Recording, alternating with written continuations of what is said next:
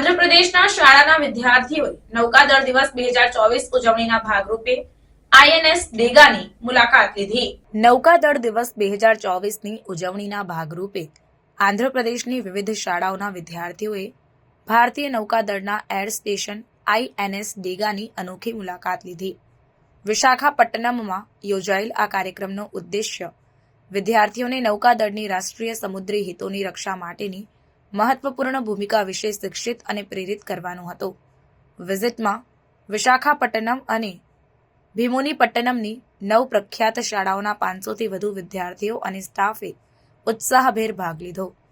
વિદ્યાર્થીઓને નૌકાદળના એર સ્ટેશનનો વ્યાપક પ્રવાસ કરાવવામાં આવ્યો, જ્યાં તેમણે વિમાનની વિગતવાર પ્રસ્તુતિઓ અને જીવંત પ્રદર્શન જોયા।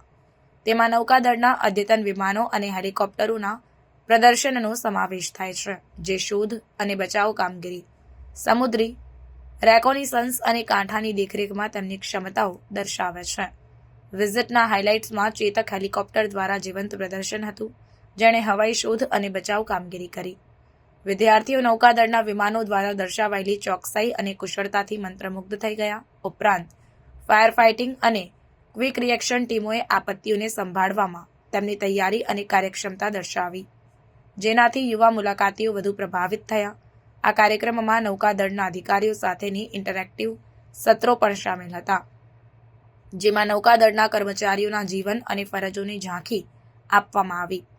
વિદ્યાર્થીઓને પ્રશ્નો પૂછવા અને અધિકારીઓ સાથે સંવાદ કરવા પ્રોત્સાહિત કરવામાં આવ્યા, જેનાથી નૌકાદળની રાષ્ટ્રીય સુરક્ષામાંની ભૂમિકા વિશે ઊંડાણપૂર્વક સમજ અને પ્રશંસા વધારવામાં આવી।